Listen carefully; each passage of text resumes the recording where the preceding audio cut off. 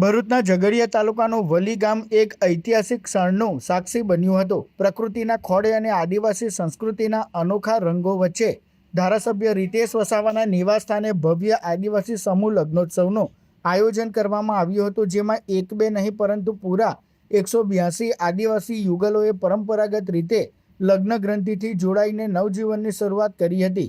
છેલ્લા 2 દિવસથી વલી ગામમાં ઉત્સવનો માહોલ હતો। મંડપ મુહૂર્ત અને રાત્રે પરંપરાગત ગીતોના તાલે આખું ગામ ઝૂમી ઉઠ્યું હતું। મંગળવારની સવારે હળદર વિધિ બાદ જ્યારે 182 વરરાજાઓનો સામૂહિક વરઘોડો નીકળ્યો ત્યારે વાતાવરણ આદિવાસી વાજિંત્રોના નાદથી ગુંજી ઉઠ્યું હતું। આદિવાસી સમાજની ભવ્યતા અને એકતાના દર્શન અહીં ઠેર ઠેર જોવા મળ્યા હતા। બપોરે 12 વાગ્યે શાસ્ત્રોક્ત વિધિ અને આદિવાસી રીત રિવાજો મુજબ લગ્ન સંપન્ન થયા હતા। ખાસ તમામ નવદંપતીઓને કરિયાવર રૂપે જીવન જરૂરિયાતની તમામ ચીજવસ્તુઓ ભેટમાં આપવામાં આવી હતી।